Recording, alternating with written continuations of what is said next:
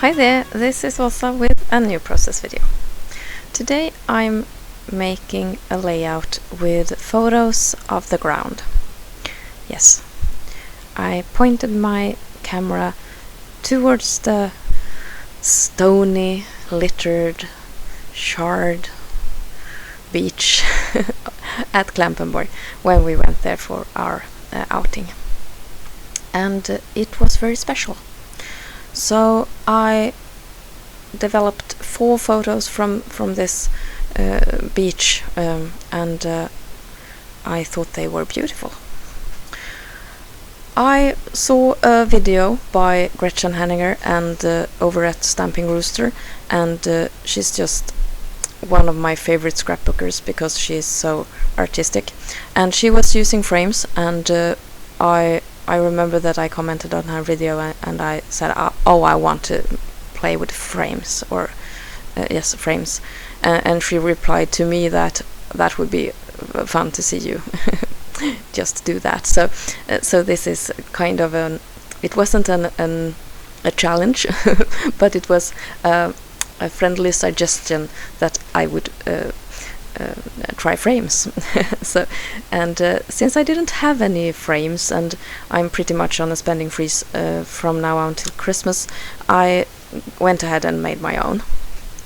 So when I had made this photo block and placed it on this Maggie Holmes paper, weathered wood paper, I took out my Cameo, Studio Cameo.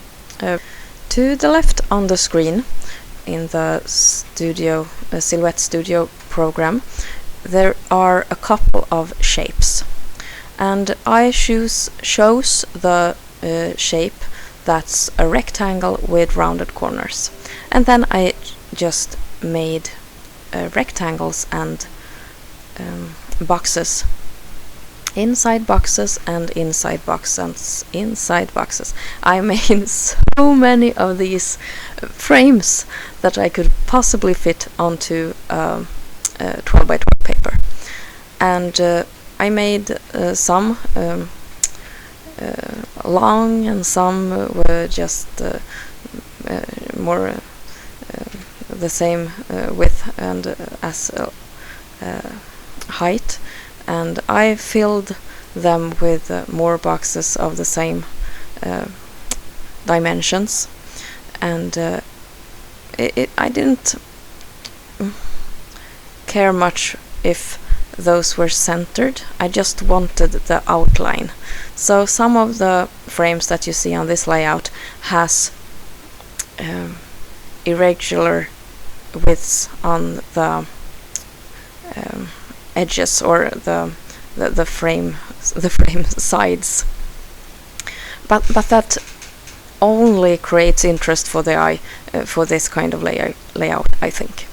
So if you want to be more accurate, or more where everything measures up to the same measurements, I suggest that you be more careful than I were when I just traced these freehand without looking at the numbers. And the Cameo cut for a long time, but since the cuts are very easy, I think anyway that it was worth the time filling the paper.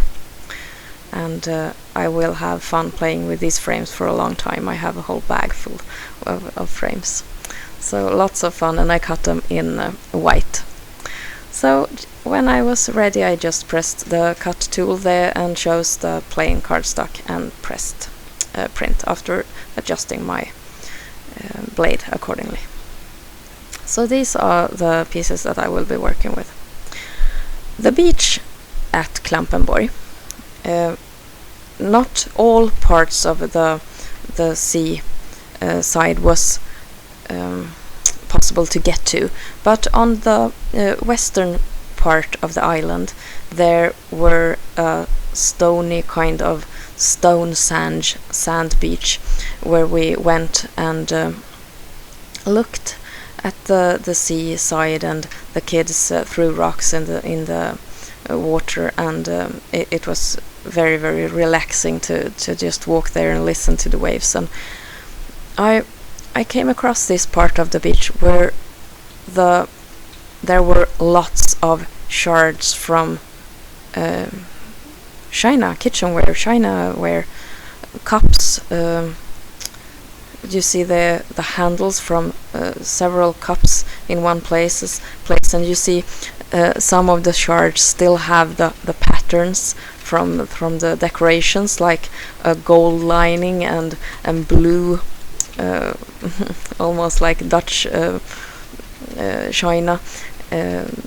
Some detailed work there with, you can almost understand how beautiful these were as whole pieces once, many years ago.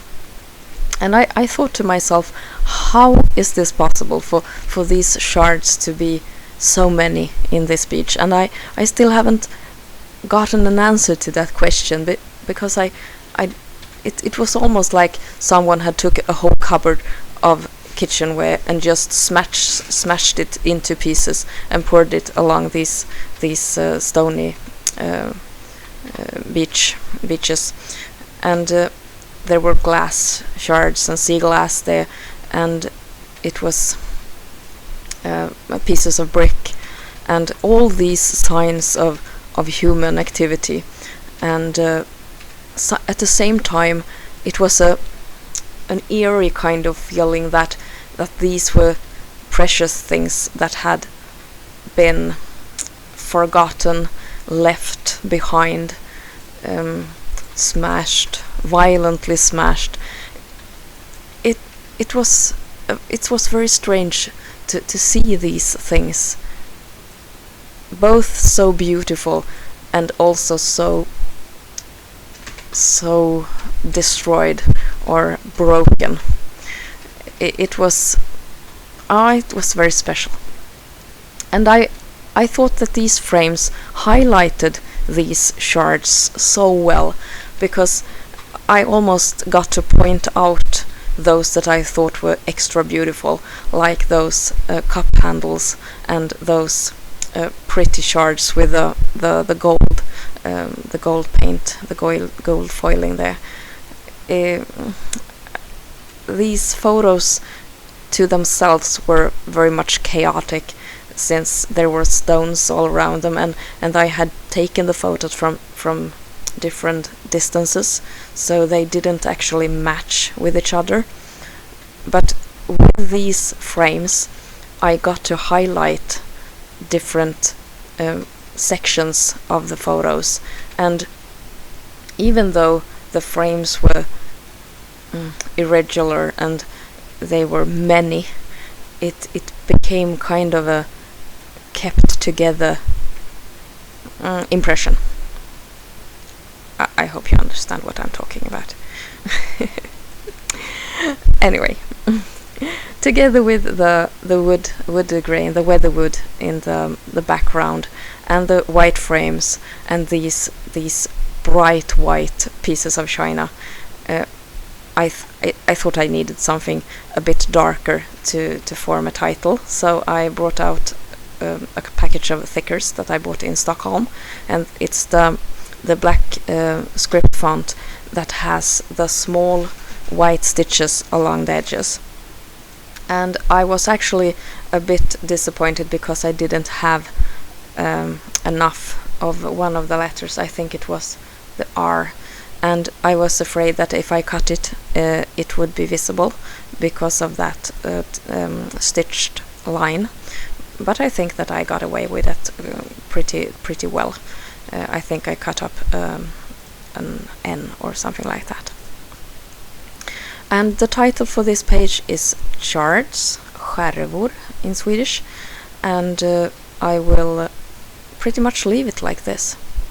So this is the finished page. Thank you so much for watching. I hope that you enjoyed this process video and that I have inspired you to use frames in your scrapbooking. Take care. This is Åsa. Bye.